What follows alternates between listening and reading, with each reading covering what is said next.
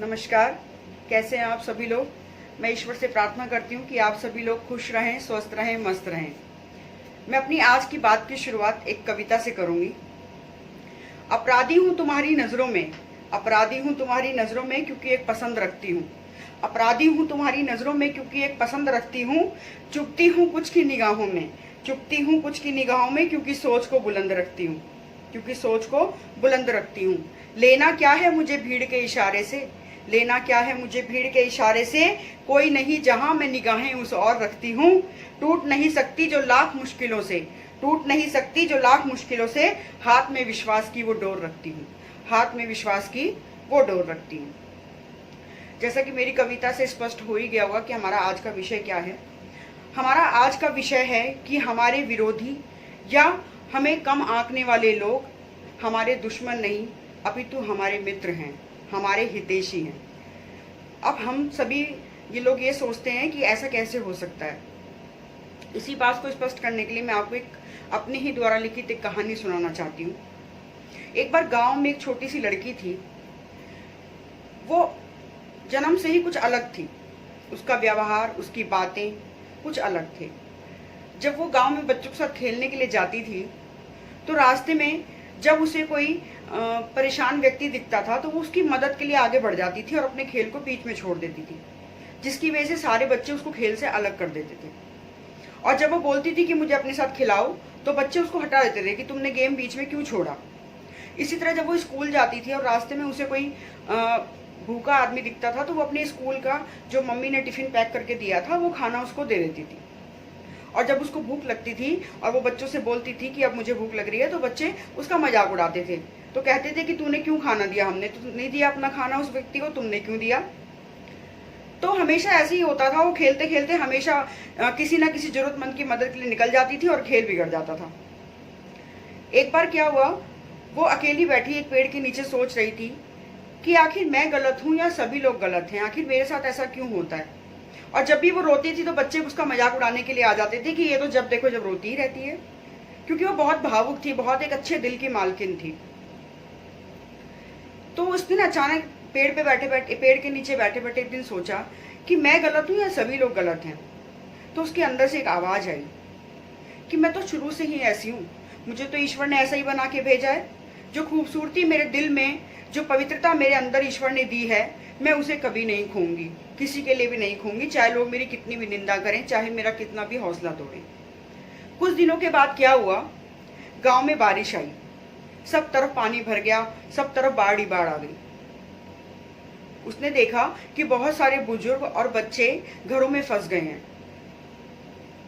उसे याद आया कि जब वो छोटी थी तो उसके बाबा जी नाव बनाया करते थे और वो खेलते कूदते देखती रहती थी कि वो नाव कैसे बनती है। उसके घर में कुछ लकड़ियां पड़ी हुई थी, उसने वो उठाई और नाव बनानी शुरू कर दी। कुछ घंटों के बाद उसने एक छोटी सी नाव बना ली और उस नाव के सहारे से उसने पता नहीं कितने बच्चों की और बुजुर्गों की जान बचा ली। दिन बीत गए, बाढ़ का पानी उतर गया। तब एक दिन पंचायत बिठाई गई और पंचायत में यह फैसला हुआ कि उस छोटी सी लड़की को इस काम के लिए सम्मानित किया जाएगा। पहले तो उस लड़की ने मना किया कि नहीं, मुझे इसमें सम्मान देने लायक तो कोई बात ही नहीं है, ये तो मेरा कर्म है, ये तो मेरा स्वभाव है। लेकिन फिर भी उसने कहा कि ठीक है।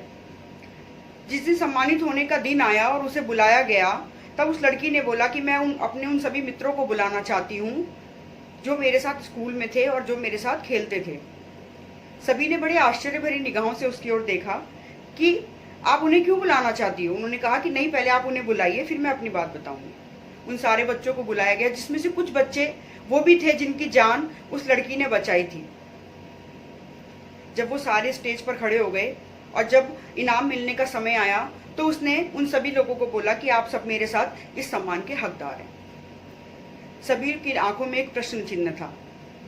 तब उस लड़की ने बताया कि देखिए, कभी कभी मेरा हौसला टूट जाता था, कभी कभी मैं निराश भी होती थी, दिल के किसी कोने में दुख भी होता था कि मैं ऐसी क्यों हूं। लेकिन जब ये लोग मेरा हौसला तोड़ते थे, मुझे निराश करते थे, मेरा मजाक उड़ाते थे, तो कहीं ना कहीं एक हिम्मत भी आती थी कि नहीं, मैं जो हूं मुझे वही रहना है और मुझे ये प्रूव करके दिखाना है कि मैं ठीक हूं, मैं ही सही रास्ते पर हूं।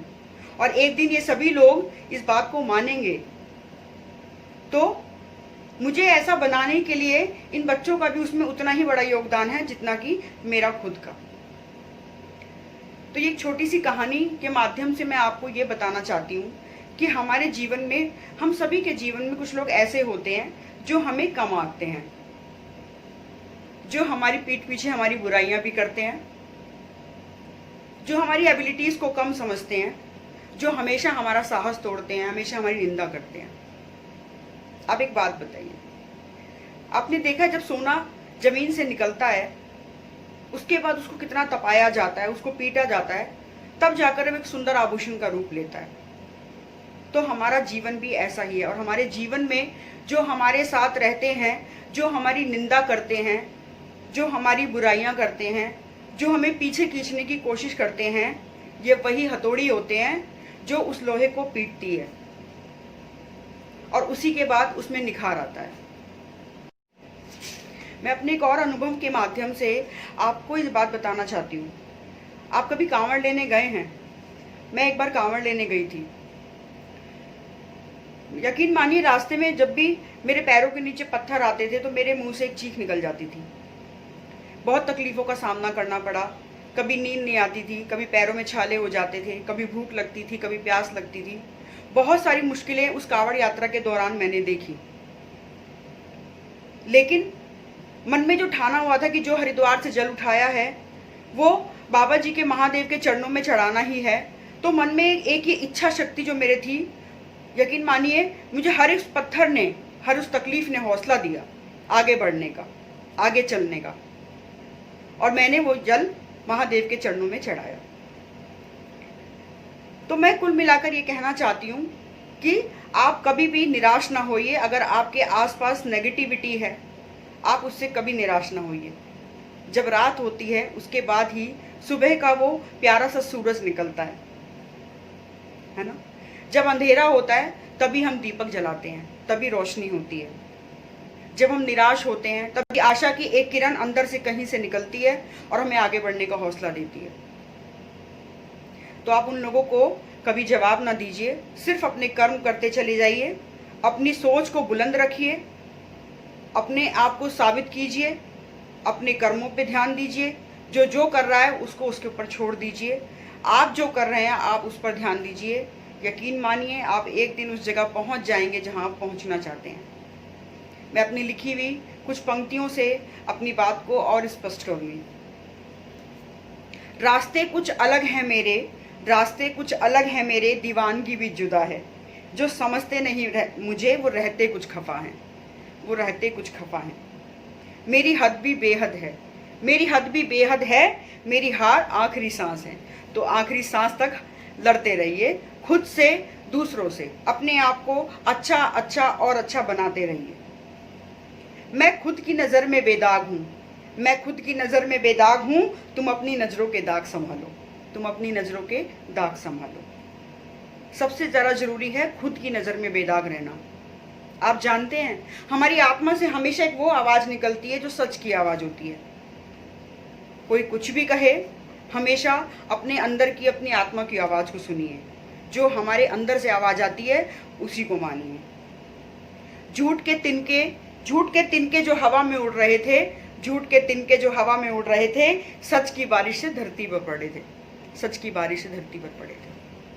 तो यकीन मानिए कि ऐसा एक दिन अवश्य आएगा कि जब आपके प्रतिद्वंदी, आपको बुरा बताने वाले, आपकी निंदा करने वाले, आपको कम आंकने वाले, आपके साहस से, आपके धैर्य से, आपके आगे बढ़ने से अपने आप उनकी नज़रें झुक जाएंगी, वो अपने आप शांत हो जाएंगे। यकीन करती हूँ कि आपको मेरी बात अच्छी लगी होगी और मैं अपनी बात को अच्छे से बता पाई हूँ। जय हिंद, जय भारत।